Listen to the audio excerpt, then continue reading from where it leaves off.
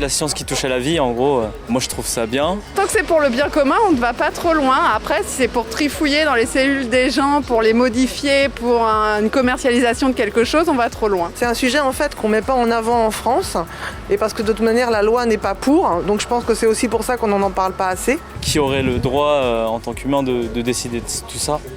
Je pense que c'est des discussions à avoir peut-être aux gens qui participent à ce sujet-là, les gens qui entre deux parties qui connaissent le sujet, et ça serait intéressant. Aujourd'hui, la science permet d'accéder à toutes sortes d'informations concernant le vivant. De la couleur de ses yeux à l'infini trésor de son ADN. À toutes sortes de techniques aussi, dont l'emblématique procréation médicalement assistée qui ouvre la voie aux bébés éprouvettes, au tri embryonnaire, à des manipulations de cellules et du génome. Dans ce dédale, comment s'y retrouver?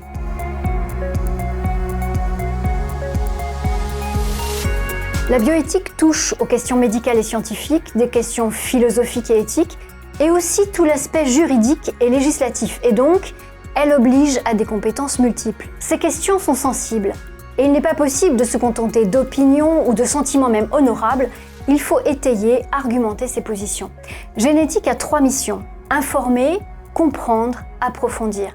Chaque jour, l'équipe de rédacteurs de Génétique épluche l'actualité française et internationale pour en donner un écho dans ses synthèses de presse. À travers son magazine, la rédaction propose des décryptages, des suivis de conférences, des débats législatifs, des interviews.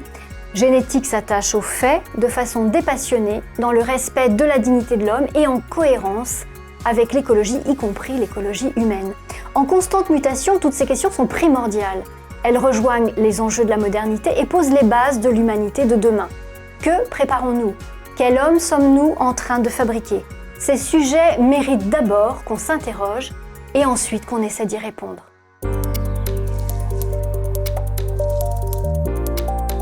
Génétique est née donc après la première loi de bioéthique de 1994 et après l'épisode de la découverte du clonage en 1997 et avant la première révision de la loi de bioéthique qui est intervenue en 2004. Alors pourquoi Génétique est intervenue et née à ce moment-là? Eh bien parce qu'on s'est aperçu, la fondation existait déjà, mais qu'il y avait une profonde méconnaissance et une incompréhension de ce qui s'était passé au moment de la loi de bioéthique de 1994, qui avait été globalement saluée par un très grand nombre d'observateurs. Et donc notre détermination a été de se dire que pour la loi suivante, c'était celle de 2004, eh bien on allait mettre en place une plateforme de décryptage technique, scientifique et médical de ce qui se passait pour que les gens comprennent.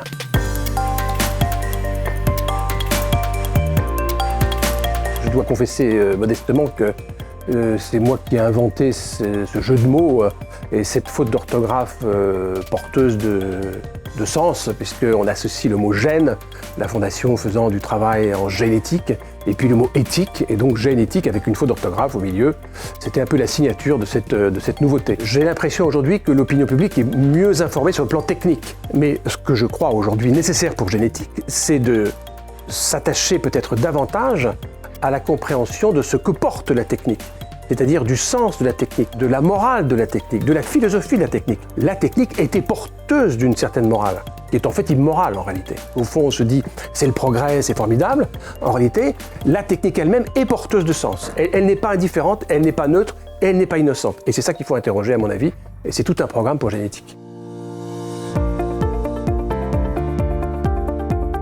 À travers son coin des experts, Génétique met à disposition de ses lecteurs les analyses de personnes qui sont des références sur ces sujets pointus. Qu'ils soient médecins, juristes ou philosophes, ils aident à mettre des mots sur des pratiques ou des techniques, donnent des clés de compréhension. Ils permettent, en posant un regard critique et objectif sur les faits, d'en approfondir le sens. Ils explorent les conséquences pour la société des évolutions en cours, qu'elles soient scientifiques ou législatives. La raison pour laquelle Génétique est important, c'est que c'est le seul site d'information qui rassemble toutes les réflexions autour des problèmes bioéthiques. Ça met à disposition des articles argumentés sur des sujets extrêmement importants pour tout le monde. Ça me permet d'être informée en temps réel de l'actualité qui intéresse spécifiquement la Fondation.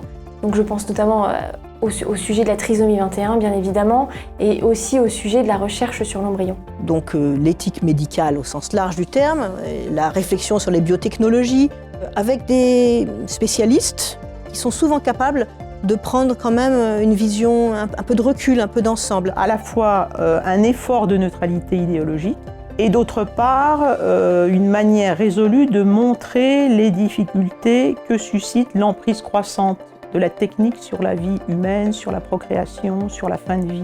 Essayer de confronter nos outils de spécialistes à une sagesse philosophique me semble salutaire et j'ai essayé de faire cet exercice pour génétique. Un travail qui n'existe pas par ailleurs, qui n'est fait par personne d'autre, donc c'est vraiment très important pour moi. La mixture entre point de vue de spécialiste, point de vue de généraliste est bien fait.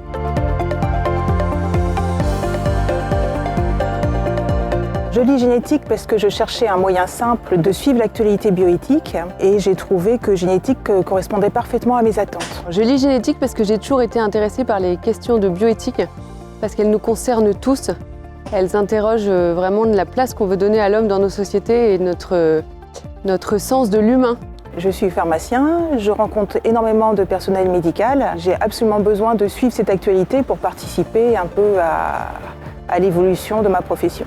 Et génétique nous permet d'accéder à ces questions qui sont compliquées avec un vocabulaire plus simple, plus accessible à tous. En plus, il est très bien conçu, il est agréable à utiliser. Par-dessus le marché, il est très complet. En un coup d'œil, j'ai tout le condensé de l'actualité bioéthique. J'ai pas besoin d'aller chercher dans tous les journaux ce qui se passe. J'ai d'un seul coup d'œil tout ce qui s'y passe. Ce qui est sûr, c'est que ce sont les synthèses de presse qui m'intéressent le plus. Et dans un deuxième temps, si j'ai besoin d'approfondir, l'avis des experts. J'ai 3 petits-enfants dont j'ai envie de faire des hommes libres et responsables, capables d'agir en conscience. Et je trouve que se poser toutes ces questions, il faut se les poser. La bioéthique, l'enjeu, c'est l'avenir de l'homme. Depuis 20 ans, Génétique est chaque jour, avec exigence et professionnalisme, au service de l'actualité et facilite l'accès à toutes ces thématiques complexes. Génétique a su s'imposer par son expertise auprès d'un public large, souvent averti, qui cherche à la fois une information fiable, mais aussi à entrer dans une vraie compréhension éthique des questions. La bioéthique rejoint les enjeux de la modernité du monde et influence l'avenir de notre humanité. Aussi, l'équipe de ces rédacteurs pluridisciplinaires s'investit jour après jour pour que le monde de demain soit un monde plus respectueux de la dignité humaine.